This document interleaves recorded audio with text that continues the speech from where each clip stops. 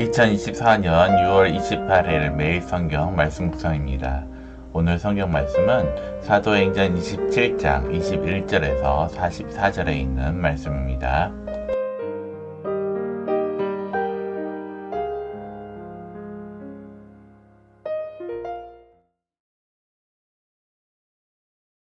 여러 사람이 오래 먹지 못하였음에 바울이 가운데 서서 말하되, 여러분이여 내 말을 듣고 그레데에서 떠나지 아니하여 이 타격과 손상을 면하였더라 하면 좋을 뻔하였느니라. 내가 너희를 권하노니 이제는 안심하라. 너희 중 아무도 생명에는 아무런 손상이 없겠고 오직 배뿐이라. 내가 속한 바 곧 내가 섬기는 하나님의 사자가 어젯밤에 내 곁에 서서 말하되, 바울아 두려워하지 말라. 네가 가이사 앞에 서야 하겠고 또 하나님께서 너와 함께 항해하는 자를 다 너에게 주셨다 하였으니 그러므로 여러분이여 안심하라. 나는 내게 말씀하신 그대로 되리라고 하나님을 믿노라. 그런즉 우리가 반드시 한 섬에 걸리리라 하더라. 10나흘째 되는 날 밤에 우리가 아드리아 바다에서 이리저리 쫓겨가다가 자정쯤 되어 사공들이 어느 육지에 가까워지는 줄을 짐작하고 물을 재어보니 20길이 되고 조금 가다가 다시 재니 15길이라. 암초에 걸릴까 하여 고물로 닷 넷을 내리고 날이 새기를 고대하니라. 사공들이 도망하고자 하여 이물에서 닷을 내리는 채 하고 거룻배를 바다에 내려놓거늘 바울이 백부장과 군인들에게 이르되, 이 사람들이 배에 있지 아니하면 너희가 구원을 얻지 못하리라 하니 이에 군인들이 거룻줄을 끊어 떼어버리니라.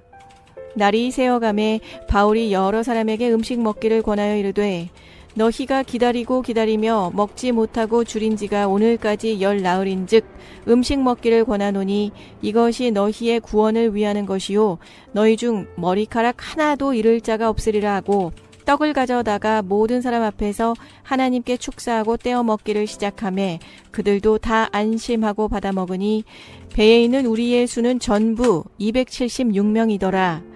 배부르게 먹고 밀을 바다에 버려 배를 가볍게 하였더니 날이 새매 어느 땅인지 알지 못하나 경사진 해안으로 된 항만이 눈에 띄거늘 배를 거기에 들여다 댈 수 있는가 의논한 후 닷을 끊어 바다에 버리는 동시에 키를 풀어 늦추고 돛을 달고 바람에 맞추어 해안을 향하여 들어가다가 두 물이 합하여 흐르는 곳을 만나 배를 걸매 이물은 부딪혀 움직일 수 없이 붙고 고물은 큰 물결에 깨어져 가니 군인들은 죄수가 헤엄쳐서 도망할까 하여 그들을 죽이는 것이 좋다 하였으나 백부장이 바울을 구원하려 하여 그들의 뜻을 막고 헤엄칠 줄 아는 사람들을 명하여 물에 뛰어내려 먼저 육지에 나가게 하고 그 남은 사람들은 널조각 혹은 배 물건에 의지하여 나가게 하니 마침내 사람들이 다 상륙하여 구조되니라.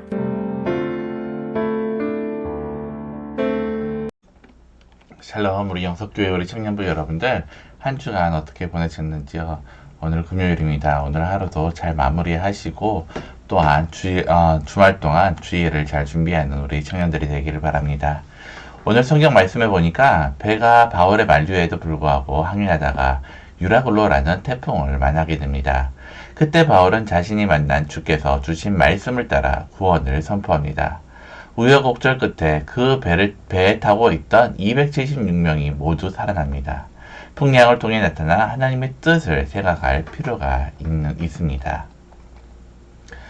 로마로 가는 바울의 길이 험하기만 합니다. 흔히 주께서 보내시는 로마라면 복되고 편안한 길을 상상합니다. 그러나 바울이 가는 길은 전혀 그렇지 않습니다. 이처럼 주님의 계획은 우리의 상상과 다를 때가 많습니다. 하나님의 길과 생각은 언제나 하늘이 땅보다 높음 같이 우리의 길과 생각보다 높고 완전하십니다. 그래서 보내시는 길이 유라굴로가 있는 풍랑의 길입니다. 유라굴로 광풍을 만난 배를 통해 주께서 원하시는 일이 과연 무엇이었을까요? 바울이 예수의 몸으로 호송되는 배에 모두 276명이 동선하고 있었습니다. 함께 호송되는 죄수들을 제외하고는 모두 상업에 종사하는 사람들입니다.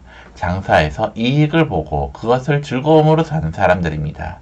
멀리 생명을 걸고 배를 타고 가서 장사할 정도면 꿈이 큰 사람들입니다. 그들의 꿈 앞에서 바울은 참으로 철학이 짝이 없는 인간으로 보였을 것입니다.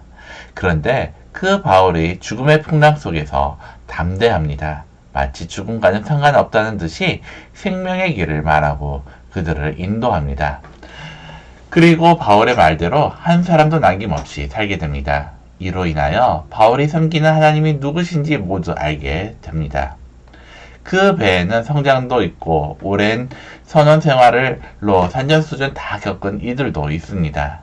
그러나 그들은 배를 알고 바다를 잘 안다고 장담하던 이들이었습니다.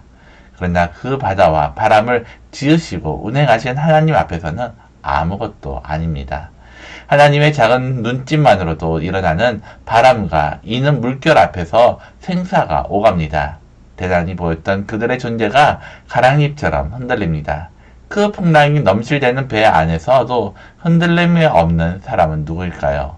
하나님을 신뢰하고 하나님의 말씀을 듣는 한 사람, 바울이었습니다. 이처럼 흔들리는 세상 속에서도 흔들리지 않고 사는 자가 바로 성도입니다. 창조주이신 하나님을 믿기에 흔들릴 수 없는 사람이 성도입니다. 세상은 늘 흔들거립니다. 내가 서 있든지 앉아 있든지 누워 있든지 늘 흔들립니다. 그래서 흔들리는 세상 속에 살아가는 사람에게는 평안이 없습니다. 늘 불안하고 두려움에 빠져 살아갑니다. 무슨 일을 만나도 두려울 수밖에 없습니다. 그러나 창조자이신 하나님을 믿는 자는 결코 흔들리는 인생을 살지 않습니다. 비록 잠시 흔들리더라도 곧장 제자리로 돌아옵니다. 마치 배의 중심을 잡아주는 선박 평형수와 같은 주님의 은혜가 성도를 붙들고 있기 때문입니다. 그래서 오늘도 성도된 나는 주님만 의지하며 하루를 시작합니다. 어떤 일과 상황에서도 흔들려 넘어지지 않을 것을 확신하며 오늘도 주님과 함께 나아가는 하루가 되기를 바랍니다. 오늘 말씀을 다시 한번 묵상하면서 유라굴로 태풍으로 인하여 드러난 바울과 선원 등의 관계를 한번 살펴보시길 바랍니다. 그리고 하나님께서 그렇게 하시는 이유를 묵상해 보시길 바랍니다. 또한 나는 내 주변 환경에 변화가 있을 때 어떤 모습을 보이는지 스스로 한번 생각해 보시고 그렇게 하는 이유를 한번 정리하는 하루가 되기를 바랍니다. 기도드리겠습니다. 사랑과 은혜가 많으신 하나님 아버지, 오늘 말씀 가운데 주님께서는 바울이 반드시 로마에 가게 될 거라고 말씀하셨지만은 그러나 그 길은 평안하고 좀 안락한 길이 아니라 광풍을 만나고 배가 파손되는 그러한 험난한 길이었음을 우리가 보게 됩니다. 때론 우리 인생도 또한 주님의 뜻을 따라 간다고 우리가 가지만은 그 길이 때로는 우리가 생각했던 보다 험하고 위험한 그런 길을 우리가 가게 될 때가 있습니다. 그러나 우리가 그럴 때마다 불만과 불평하는 것이 아니라 그 가운데 하나님의 뜻이 무엇인지를 우리가 볼 수 있도록 우리의 눈을 열어 주시옵소서. 우리가 믿음으로 정말 그 상황 가운데 하나님께서 우리를 향해 무엇을 말씀하신지 또 어떻게 하나님의 영광을 드러나게 될지를 우리가 기대할 수 있도록 우리에게 믿음을 더하여 주시옵소서. 오늘 하루도 주님께서 우리와 함께 하시며 또 우리를 통해서 홀로 영광 받으실 줄 믿사오며 예수님의 이름으로 기도드립니다. 아멘.